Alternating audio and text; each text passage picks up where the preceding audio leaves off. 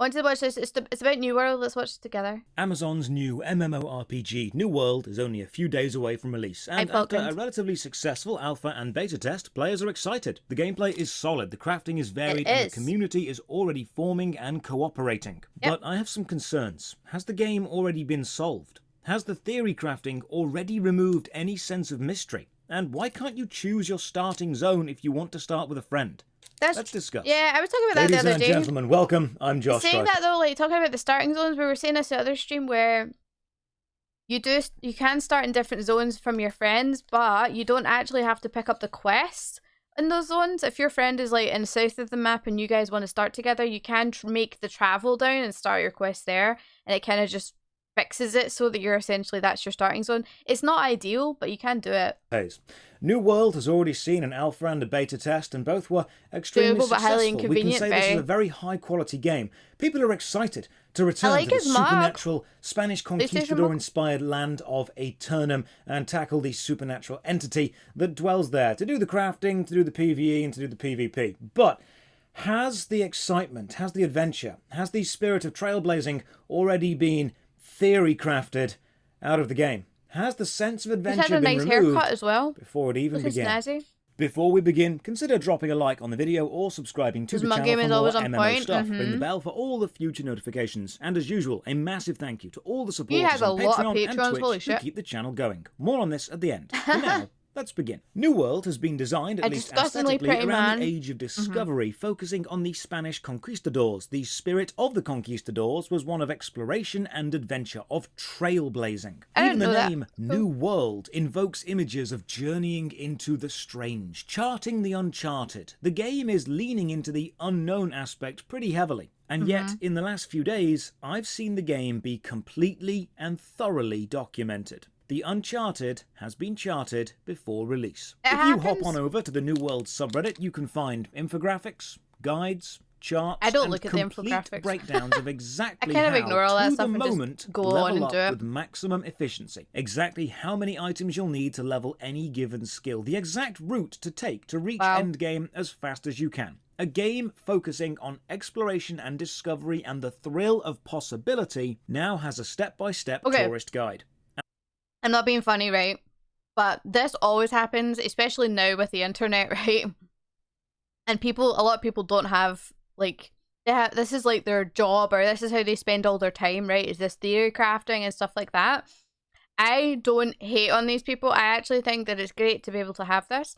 However, for me, playing the game as fast as possible is not how I want to enjoy a game. I want to enjoy the game for what it's meant to be. For a lot of that, it's the story. For some, it's maybe like the combat. For others, it's exploration. And I do think, yes, there's people that want to get to endgame as fast as possible, but someone like a scrub like me, who's a total noob, I just want to like check it out, figure it out as I go, like fuck it up every so often, and then figure out what the right thing is to do. You know what I mean? There's really two types of players: people that want to be given direction, and people that want to get lost and find their own way. Yeah, that's me. Enjoy the ride, yeah, of course. I think this will affect the start of the game pretty strongly. Now, there is nothing inherently wrong with theory crafting. I enjoy that, and some of my favourite games need theory crafting. You can play Magic the Gathering and work out the best deck. You can play Warhammer 40k and work out the best army. You can play any online game or roleplay game and work out the best combination of weapons and items and skills and equipment. But theory crafting is normally done to achieve a goal, to get from the start to the end as quick as possible, to get from A to B with the least disruption in between. And the gameplay is normally the bit that happens between A and B. In Magic, you're crafting to win as fast as possible. In Warhammer, you're crafting to win as fast as possible. In RPGs, you're crafting to finish the game as fast as possible. In MMORPGs, when you theory craft, you're essentially saying, what is the least amount of time I can play this game for to achieve the maximum amount of gameplay, to get to the end as soon as possible? The irony being that the game you are efficiently playing through is the game. Are you theory crafting away the content?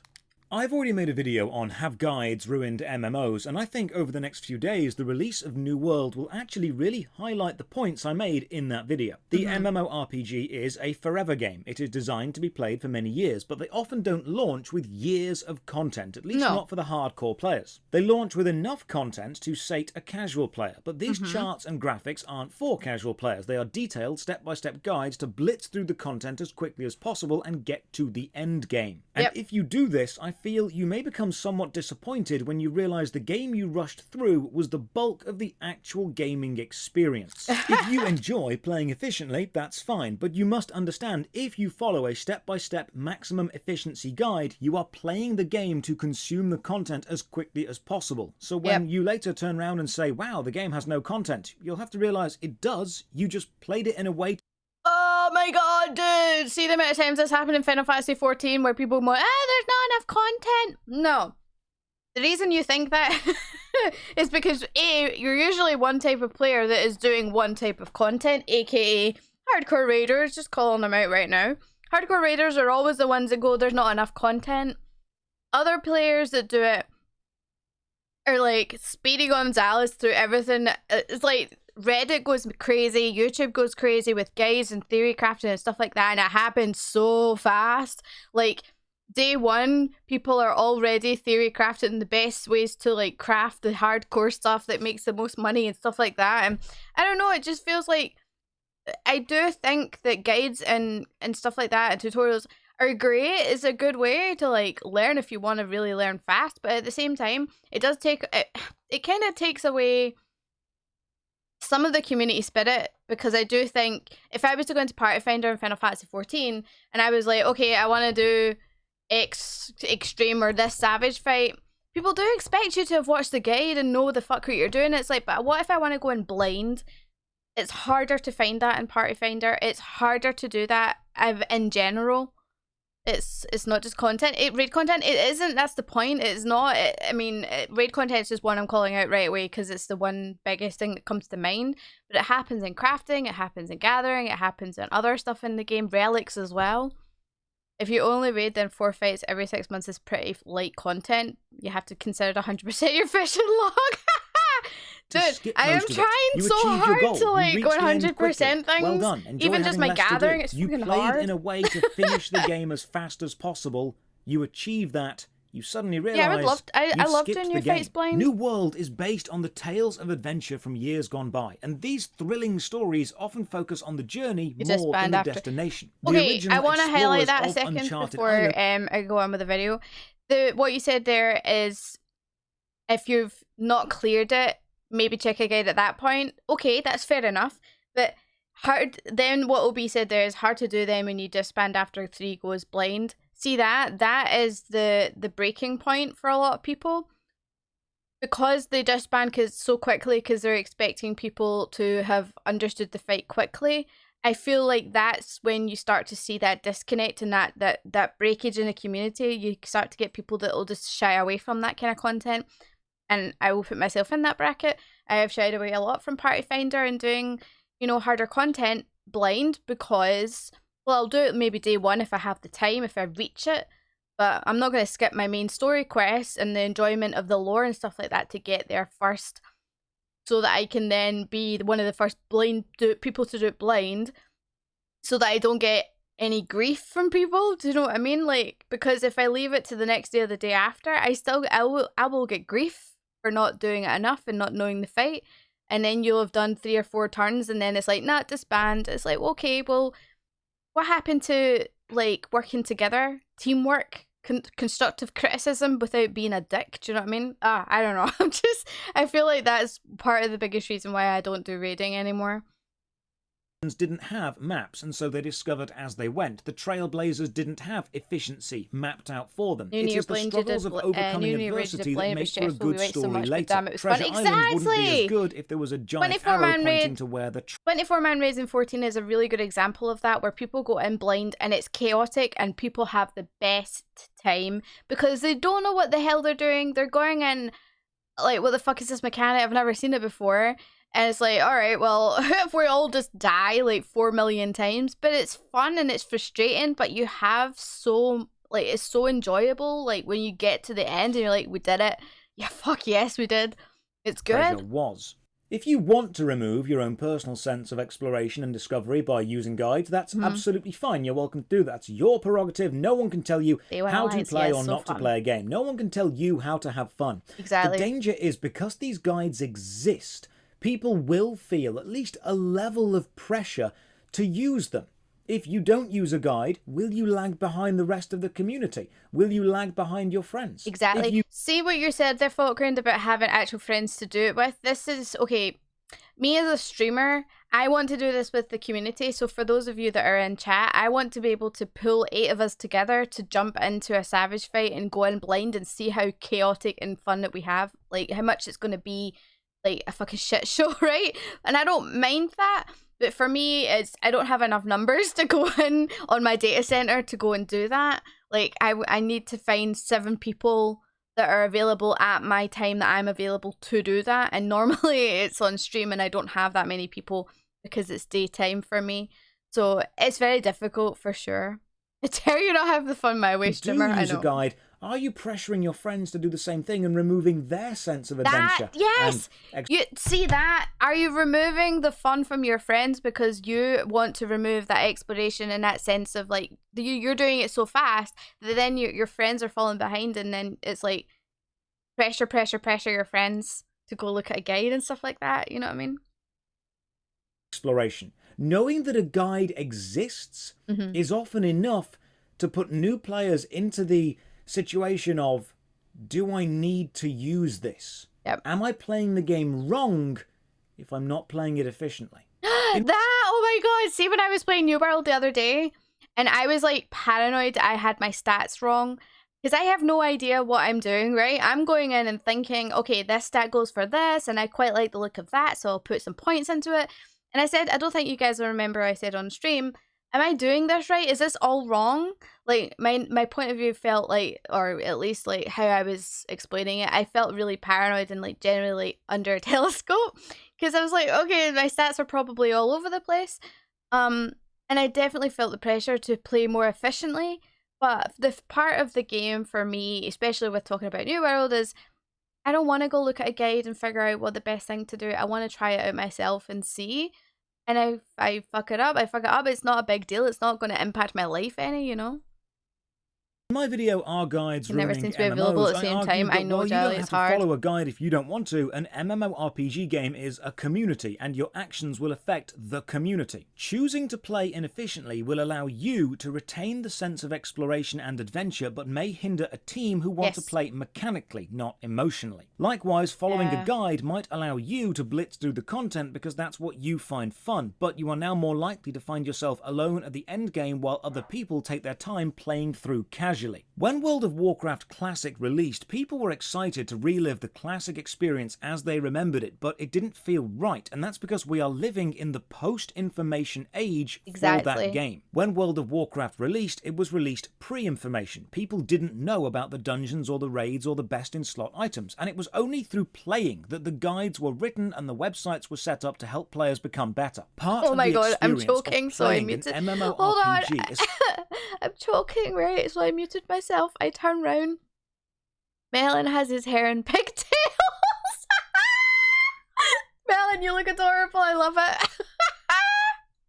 Especially so a new MMO as a new player is the creation of the body of knowledge about that game. The process of moving from a pre-information state to a post-information state. You look we didn't know, we explored, now we know. And it's that exploration that a lot of people enjoy. And these guides and infographics get produced by the people who do the exploration. Unfortunately, by doing that, they are removing the reason to do it from other players. With data mining and almost complete alphas and YouTube and Twitch and Wikipedia, we are in a strange place for the MMO because brand new games are releasing into a post-information stage immediately. When the only way to discover was to explore, gameplay was the answer.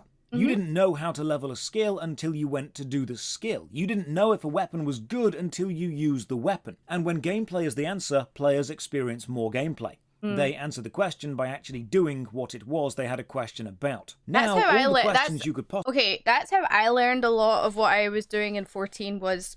Thanks, Melon. was actually playing the game.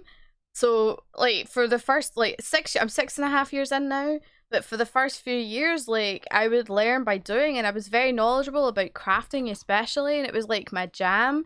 And I may not have come up with the hardcore endgame crafting for Heavensward. That was like Wrath rotation or something. I never came up with that method, but I knew exactly what my skills did, and I knew exactly where to tweak it and all that stuff. I was able to adjust because I was knowledgeable, because I did it. You know, I learned by doing. It's not about doing it from a guide. Possibly ask have already been answered before you even log in. A brand new player to New World can know before even downloading what the best leveling route is, weapon combination is, and gold farming method will be. I find it extremely ironic that a game based on the exploration and discovery of a new world has been fully mapped and charted before it even releases. Now, as in the previous video, Have Guides Ruined MMOs, I explained the solution, and it's actually quite simple. Just find people who enjoy the game the same way that you enjoy the game. Yeah. If you want to meet up with people who use guides to theory craft everything to the top % and speedrun the content, fine, you can do that. If you want to hang around with people who don't read guides and explore and discover, that's fine, you can do that as well. Just team up with the people who play the game the way you want to play them, especially if you have a group of friends. So you'd think I'd just say, just start New World with your mates. Yeah. Unfortunately, you might not be able to. New World will release into a post-information state. The player base won't be forced to explore because everything is already documented. You explore for your own personal enjoyment. This means you can choose to play to a mapped outline or to ignore all the guides and go on your own journey. So from the moment you log in, you'll ideally want your friends around you to adventure together in a way you all enjoy. Well, when you make a character in New World, you don't get to choose where you start. You will be randomly assigned to one of the multiple starting zones, so if you and a friend start playing on the same server on the same day at the same time, you may spawn in on different sides of the map. And walking to the other side will not only take a long time, it also means crossing dangerous areas with aggressive enemies and likely dying. Yep. This is an extremely questionable starting mechanic. MMORPGs are designed to be played together, and the opening of a game is where you can make or break your player count. Players decide if they like a game within minutes, up to an hour or two if you're lucky. Having a system where friends or a friendship group cannot start their adventure together in an easy way is going to put so many people off, especially people new to the genre who only bought the game so they can adventure together with friends. Now, I know there are people who will be shouting and commenting, just level up a bit and you can walk to meet your friend. And yes, I know, but I'm thinking about the average gamer or a new MMORPG player.